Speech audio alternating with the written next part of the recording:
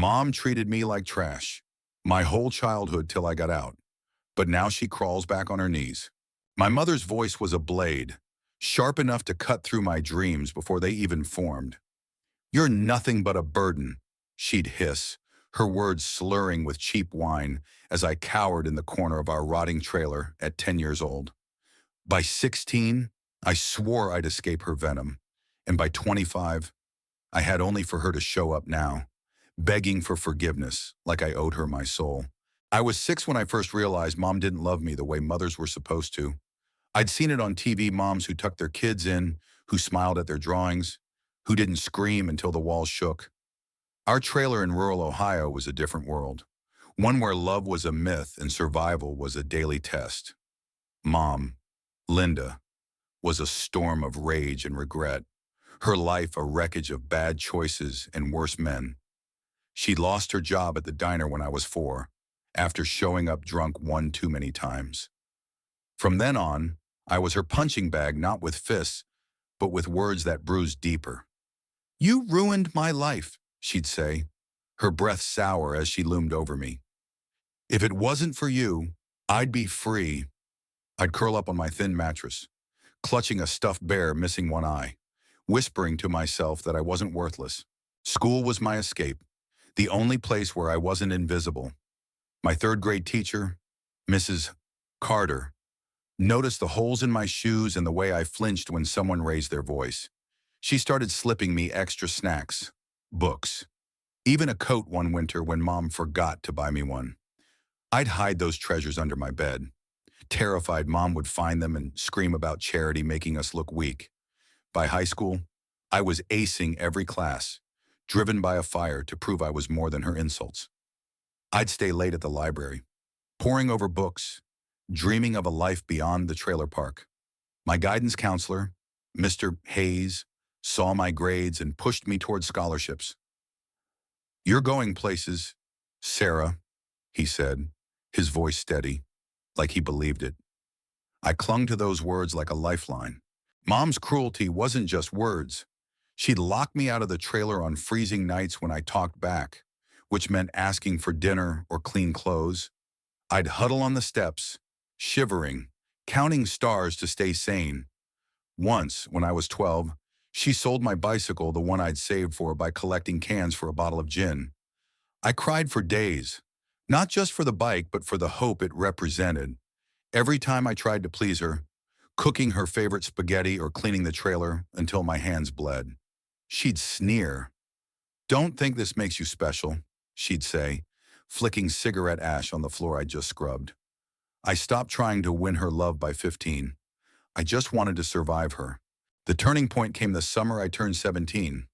Mom's latest boyfriend, Rick, was a leering creep who'd watch me like I was prey. One night, he cornered me in the kitchen, his breath reeking of beer, his hand grazing my arm. I shoved him away, heart pounding, and ran to my room, barricading the door with a chair. Mom burst in an hour later, screaming that I'd embarrassed her. "You think you're too good for him," she spat, her face twisted with rage. That was the moment I knew I had to leave. I spent the next year planning, working part-time at a gas station, hiding every penny in a tin under a loose floorboard. The day I got my acceptance letter to Ohio State with a full scholarship, I cried for the first time in years, not from pain, but from possibility.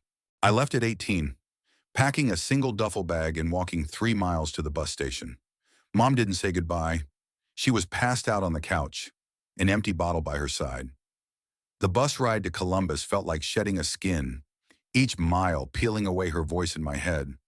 College was hard adjusting to people who didn't know my scars, balancing classes and a job at the campus cafe. But it was freedom. I studied psychology, wanting to understand why Mom was the way she was, why I carried her words like weights. My professors praised my insight. My friends admired my grit.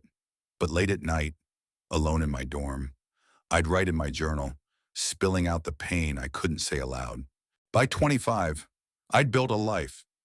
I graduated with honors, landed a job as a counselor at a youth center, helping kids like me, kids who felt invisible. I had an apartment, small but mine, with plants on the windowsill and books stacked on every surface. I was proud, but the past never fully left. I'd wake up from nightmares of Mom's voice, or freeze when someone raised their tone. Still, I thought I'd moved on until the letter arrived. It was a Tuesday, the kind of crisp fall day that made Columbus glow with orange leaves. The envelope was cheap, the handwriting shaky, my name scrawled in blue ink. I opened it, expecting a bill, but it was her. "Sarah, I'm sorry," it began. "I'm sick. I need you. Please come home." My hands trembled as I read it, rage and pity colliding in my chest. Sick after everything, she dared to ask for me. I threw the letter in the trash, but it haunted me. For weeks, I ignored it, but curiosity or maybe guilt gnawed at me. What did she want? Why now? Against my better judgment, I drove back to the trailer park 6 months later. The place hadn't changed, same rusted swings, same sagging roofs. The trailer looked worse, the roof patched with tarp, the steps rotting. I knocked, my heart a drumbeat. Mom opened the door, and I barely recognized her. She was thin, her skin gray, her eyes sunken. The woman who'd loomed over my childhood looked small, fragile. "Sarah," she whispered, her voice cracking. Before I could speak, she fell to her knees, sobbing. "I was wrong. I was a terrible mother. Please forgive me." I stood frozen, her tears pooling on the dirty floor. Part of me wanted to scream, to hurl every insult she'd ever thrown at me back in her face.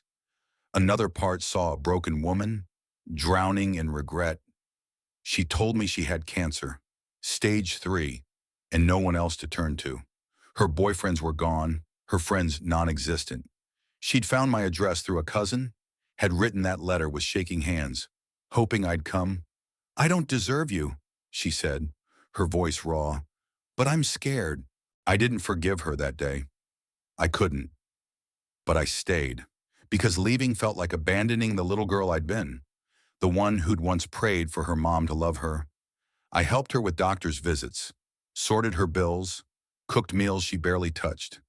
She talked more than she ever had, telling me about her own childhood, her father's fists, her mother's silence. "I didn't know how to love you," she admitted one night, her voice barely a whisper. "I hated myself, and I took it out on you." Her words didn't erase the pain, but they cracked something open in me, a sliver of understanding. Weeks turned to months. I wrestled with my anger, my journal pages filling with questions.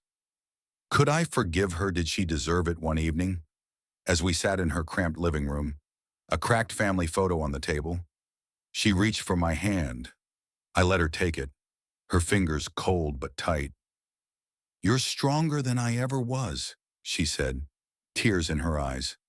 For the first time, I saw her not as a monster, but as a person flawed, broken, human. Mom passed away 3 months later. The funeral was small, just me, a pastor, and a neighbor who barely knew her. I didn't cry, not then. I went back to my life, but I carried her with me, not the woman who'd hurt me, but the one who'd knelt before me, begging for a chance to make things right. Forgiveness didn't come in a single moment. It was a slow unraveling, a choice to let go of the weight I'd carried. I kept helping kids at the youth center, telling them they were enough, hoping they'd believe it sooner than I did. Looking back, I don't know if I did the right thing by going back. Mom's apologies couldn't undo the years of pain, but they gave me something closure. Maybe, or a chance to see her as more than my villain. Life isn't a clean arc of justice or redemption.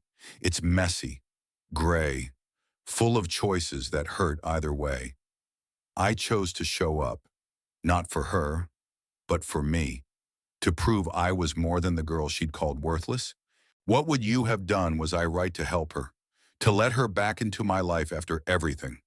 Share your thoughts. I want to know where you stand on the line between forgiveness and self-preservation.